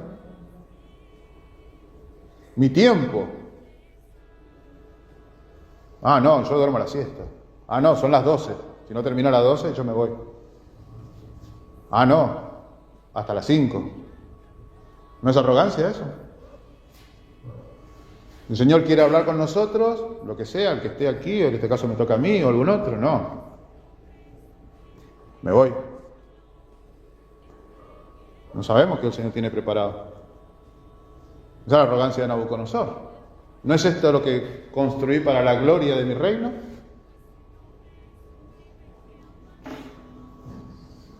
Hay un proverbio, lo puedes buscar, dice... Lo busqué el otro día, pero no memoricé la ubicación, dice: antes la altivez de rostro que la caída, antes la arrogancia que la destrucción. Es precisamente lo que le pasó a Nabucodonosor, aunque el Señor tenía preparado, o mejor dicho, sabía de qué material estaba hecho Nabucodonosor. Un tiempo determinado. La prueba siempre tiene un inicio y un fin. Por eso dice que al final del tiempo, como estudiamos esta mañana, dice, si esos días no fueran acortados, o mejor dicho, serían acortados, porque si no, nadie sobreviviría. Ya es cuando interviene Dios, que hablábamos. Dios interviene para salvar a la iglesia. Dios le da a Nabucodonosor un tratamiento, y les recargo esto, le da un tratamiento por un tiempo determinado. Porque si lo hubiera dejado allí, Nabucodonosor no hubiera podido ser salvo. ¿Sí? 7 tiempos, o sea, 7 años. Una de las cláusulas que nos ayuda también a determinar qué tiempos y la mitad de un tiempo cuando estudien más adelante los otros capítulos de Daniel o cuando se estudie Apocalipsis. Bien, el tratamiento.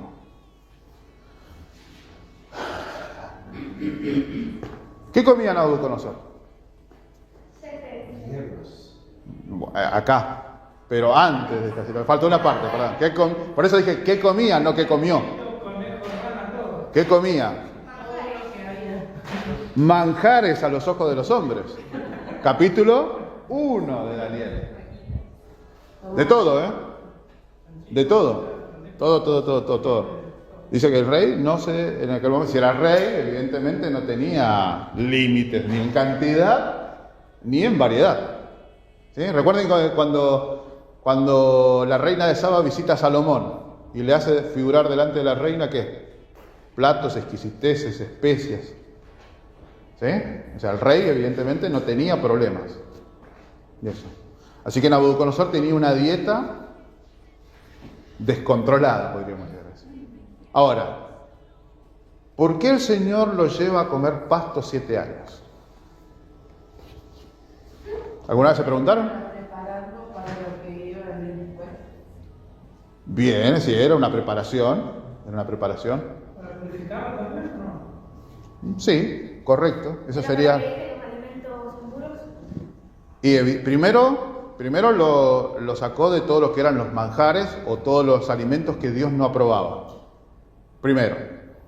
Yo creo que, aunque es mi opinión, ¿no? Sí. El tema es de que él dejó de comer y comió algo vegetal para que pueda razonar mejor y llegar al punto de poderse conocer a Cristo.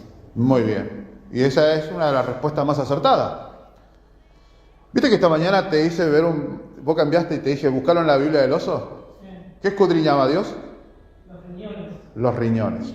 La palabra, si ustedes buscan en el diccionario bíblico adventista, buscan la palabra mente o corazón, el mismo diccionario bíblico les explica, ahora dudo si es el diccionario o el comentario bíblico, menciona que en la antigüedad, o mejor dicho, la palabra que se tradujo en las versiones actuales como mente o corazón, en la antigüedad tiene que ver con las entrañas. Y los médicos actuales, de los últimos 30, 40 años contemporáneos, han escrito varios libros donde dice que nuestros estómagos o nuestros intestinos son nuestro segundo cerebro.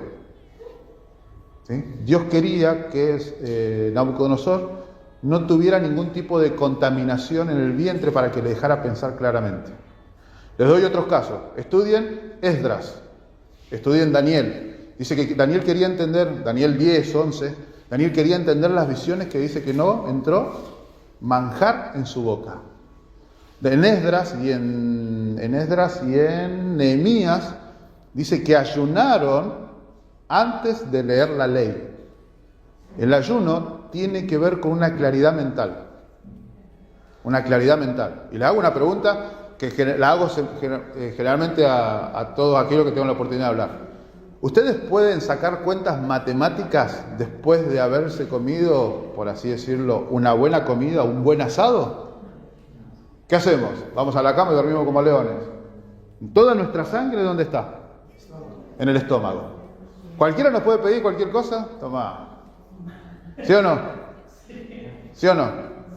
En España vivimos, conocí un amigo que fue el que nos abrió las puertas allí, lo conocía desde Mendoza, fuimos a vivir a la misma ciudad y nos ayudó un montón. Bueno, este joven compraba, vendía autos, los pintaba, hacía todo ese trabajito de recuperar algunos autos y hacer una diferencia. Bueno, ¿sabe dónde hacía él los mejores negocios? ¿Sabe dónde? ¿Ah? En los locales bailables nocturnos, donde habían señoritas con poca ropa, alcohol, música y comida. ¿Por qué? Él no tomaba nada. Y cuando el posible comerciante que estaba con él ya había comido, ya estaba embotado con la música, las mujeres y el alcohol, los precios de los vehículos bajaban. ¿Alguna vez fueron al supermercado con hambre? ¿Cuánto compraron? Que no, después no sabéis para qué compraron esto. Al supermercado no se va con hambre. ¿Ustedes saben por qué McDonald's y Burger King están pintados de rojo y de amarillo? Para estimular el consumo. Despiertan el apetito. ¿Por qué los hospitales están pintados de blanco? No, es sinónimo de limpieza. ¿Sí? De limpieza, de pulcritud. Después pueden andar las cucarachas, ¿no? Pero si no, porque la mente y el cuerpo se contaminan. Porque los locales bailables son oscuros y con muchas luces. Para fascinarnos, se llama fascinaciones, cuando hay una multiplicidad de ¿cómo es que se dice? De estímulos. La comida con muchos ingredientes y mucho preparada nos saca de quicio, nos nubla el entendimiento. Sí. Ahora que estamos, una acotación, ¿no?, sobre el tema esto que es muy interesante. Sí. Ahora que estamos viviendo en el último tiempo, si nosotros vamos al evento de la expiación en el santuario, el tema es que la gente estaba en ayuno. Correcto. Y en la expiación, ayunando para que estén más lúcidos para pedir perdón al Señor. Hoy nos toca vivir esa clase de ayuno. Y el ayuno es el régimen alimenticio. El régimen alimenticio, sí. Para poder, digamos, asimilar y llevar el mensaje que se da. Vamos a leer Esdras. A ver, vamos a leer ese cortito. Yo lo voy a buscar porque no, siempre como la historia de Esdras y Nehemías son muy similares, siempre se me hace lío. Y creo que es Esdras 10. Esdras. Ahora no me acuerdo si es Esdras o Nehemías, pero está entre esos dos. A ver, espérenme, denme un segundo.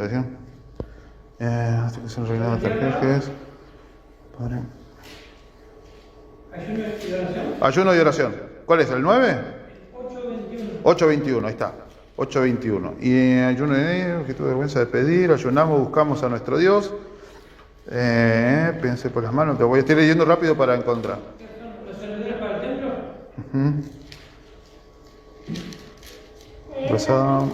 Letras 9 dice oración y confesión de letras. Sí. Un poquito más abajo del 9.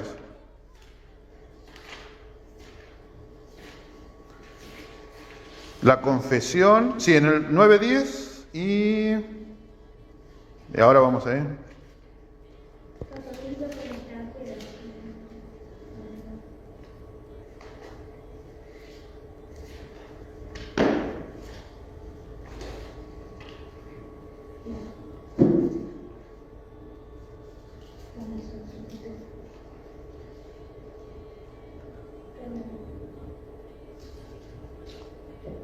Estoy en el 10, me parece que es un poco adelante.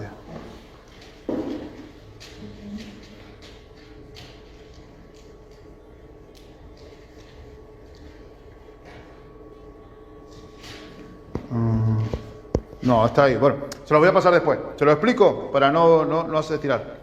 El pueblo ayuna, se lee la ley, ahora capaz que está en Nehemías, pero son poquitos capítulos, lean los dos, son los últimos capítulos. El pueblo ayuna y cuando vuelve y vuelven a leer la ley entienden que había pecado contra Dios. El ayuno de comidas o de manjares o de comidas muy elaboradas les abrió la mente para poder entender la ley. El no estar contaminada. Por eso el verdadero ayuno no es para torcer la voluntad de Dios, como a veces creemos. No, estoy ayunando para que Dios me solucione o me dé o aquel problema que no me sale. No. El verdadero ayuno es para entender la palabra de Dios. ¿Sí? Les voy a contar una experiencia personal. Yo, personalmente. Estamos en el 2024, en el 2015. En el 2015 decidí personalmente dejar de consumir comida que viniera o alimentos que vinieran de parte de los animales. Aunque durante algún tiempo seguí consumiendo queso. Leche no, porque hace muchos años no, pero queso sí. A los poquitos días de dejar de comer carne, mi mente hizo así. Fue como encender un sol en el medio de la oscuridad. Cosas que yo había leído y releído y que creía, de repente empezaron a tener pensé a entenderlas de una forma que antes no la había entendido. ¿Sí? Simplemente eso. Y cuando eliminamos por fin los lácteos, fue como otro, ¿vieron? Como un empujón, viene uno de la carrera y encima lo empujan para correr más rápido.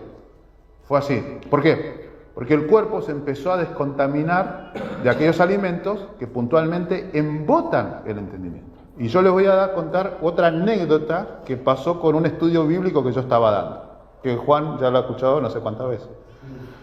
Entonces, todos los jueves, antes de la pandemia, iba a visitar a un muchacho que trabajó conmigo, se llama Wilson, ¿sí? Y nos juntábamos a estudiar la Biblia. Todos los jueves, y empezábamos a eso de las 8 y terminábamos como a las 10, 11 de la noche.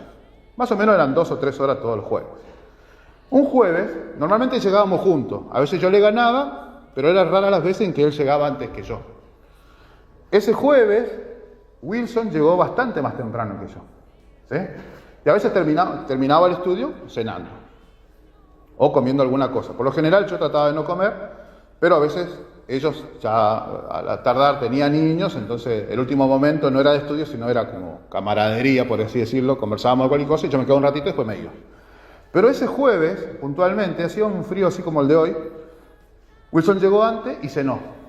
Entonces me dice, yo ya comí, me dice, así que ahora podemos estudiar lo que vos quieras. Bueno, entonces empezamos a estudiar y como le digo, nuestros estudios duraban de entre mínimo 2 horas, vamos a suponer, a veces 2 horas y media. Cuando llevaba 1 hora, así como estudiando con ustedes ahora, me dice, Gustavo, me dice, vos, me dice, siempre igual, o sea, en el sentido de que me explicaste bien, dice, está todo muy lindo, ¿todo bien? Dice, pero no entendí nada. Yo dije, ¿qué hice? Dije yo, tan difícil la hice el estudio, no recuerdo cuál era el tema. Dice, no entendí nada. Dice, no entendí nada, y no te quiero seguir haciendo hablar porque no entiendo nada, y no entiendo nada, y no entiendo nada, y no me entra nada. Dice, no me entra nada. Entonces digo yo, en mi mente pensaba, digo, Señor, ¿y ahora qué hago? Se me ocurre una pregunta.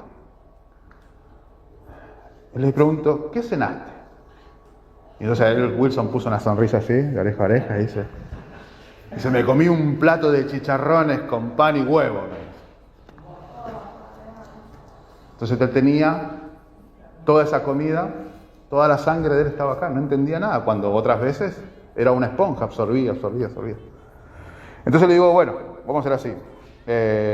Obviamente vamos a terminar acá, le digo, pero te voy a proponer, te voy a dar un consejo. Para que de esto aprendamos los dos. Le dije, la semana que viene, el jueves que viene, si llegas antes y tenés hambre, le digo, tomate un té con pan, o un mate cocido con pan, nada más, un poquito de azúcar, algo que te calme el hambre, pero que no te coma otro tarro de chicharrones, porque encima era como era un bol grande.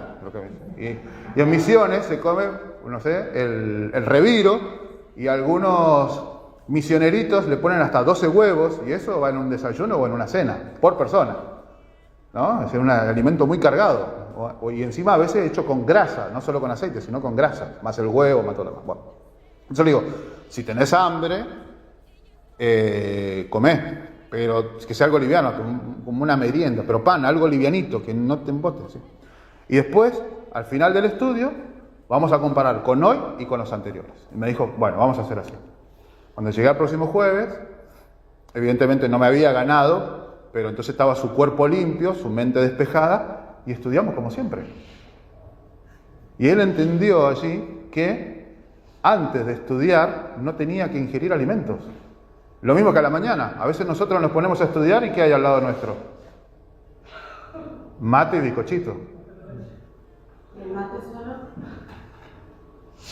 Después un día podemos hablar del mate. Cuando haga más frío, así no siento tanto el fuego de la hoguera.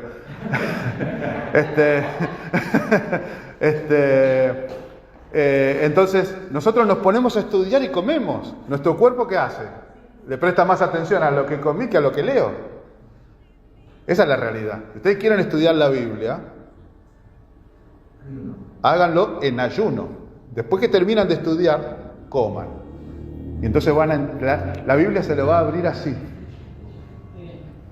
Se le va a abrir, van a entender un montón de pasajes y de versículos que quizá ahora les son difíciles de memorizar. ¿Sí? Esa es la realidad. Cuando ustedes van a hacerse un examen de sangre, ¿cómo van?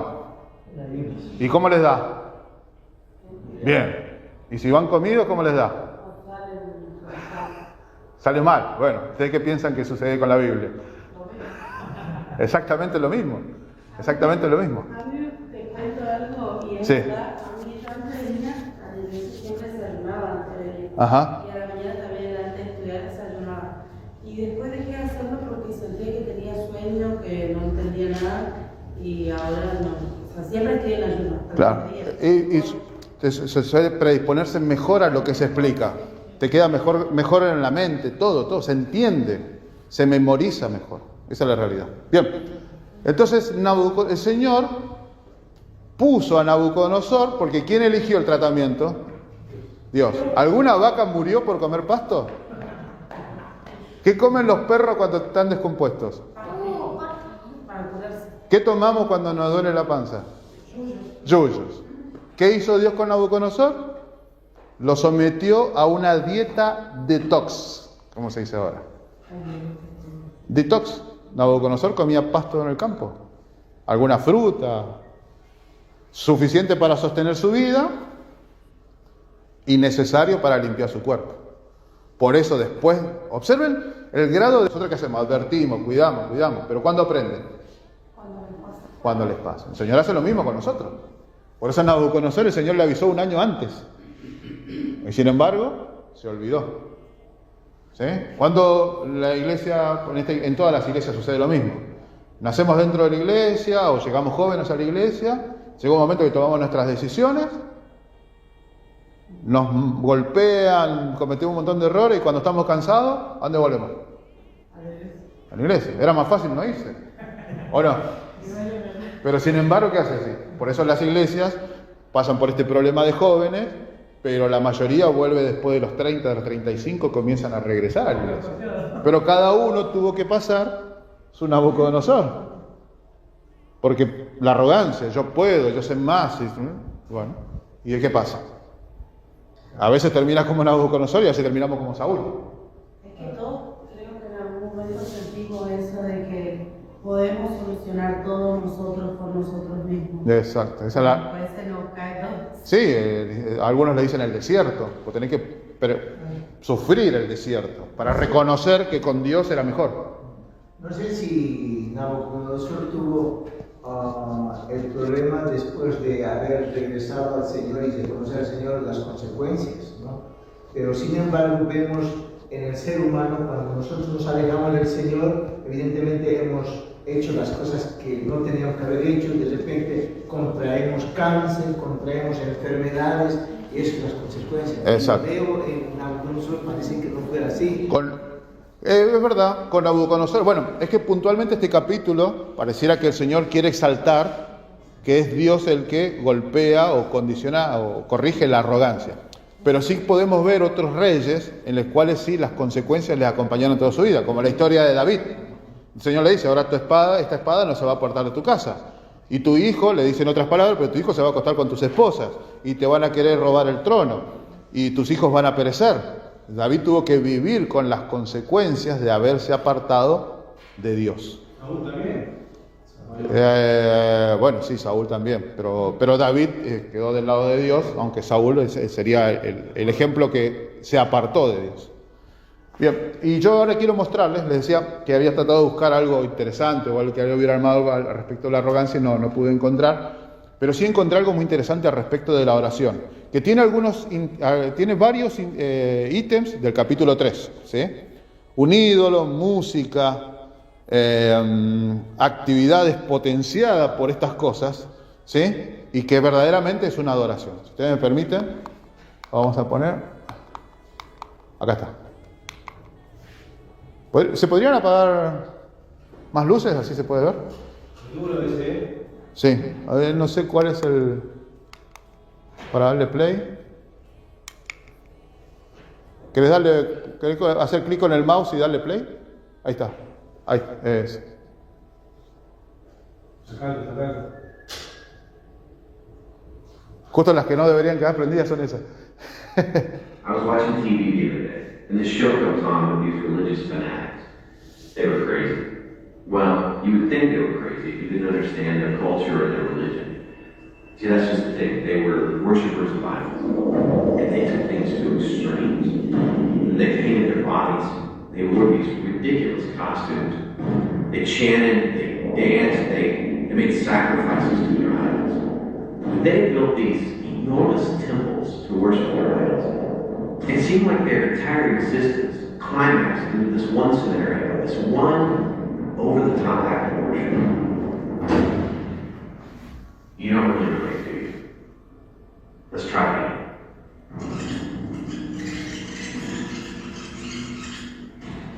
I was watching TV the other day, and this show comes on with these religious fanatics. They were crazy. See, that's just the thing. They were worshipers of idols, and they took things to extremes. And they painted their bodies. They wore these ridiculous costumes. They chanted, they danced, they made sacrifices to their idols. They built these enormous temples to worship their idols. It seemed like their entire existence climaxed into this one scenario, this one over-the-top act of worship. Idol worship. It's not just about golden calves anymore.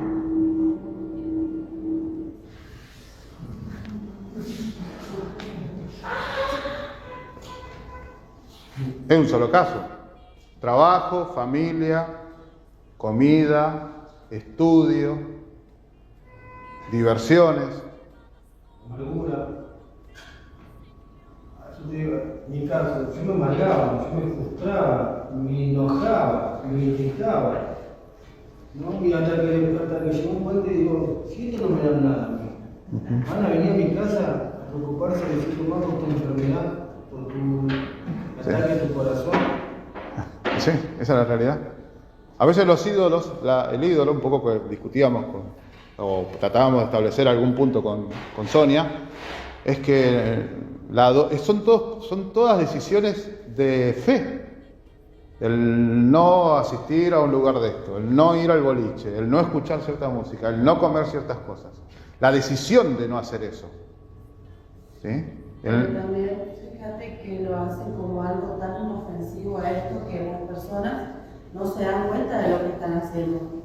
Bien, sí, correcto. Por eso, nosotros ahora, a la conversación de Sonia, que era la que nos ayudaba en esto, ¿cuántas cosas nosotros hacemos el sábado y pensamos que es inofensivo transgresión de sábado?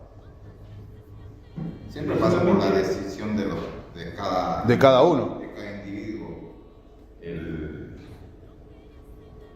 Hay una sola cosa, escuché de un pastor que dijo, ¿no? Que hay una sola cosa, Dios puede hacer todo menos una cosa. Ajá. Que es obligarte y de que vos ¿Analizamos? ¿Sí? Ahora yo alabo, engrandezco, ¿cuál es la otra palabra? Y glorifico al Dios de los cielos. ¿Termina siendo un caso de adoración? Curiosamente, es otra forma de un hombre adorando al Dios de los cielos. Amén.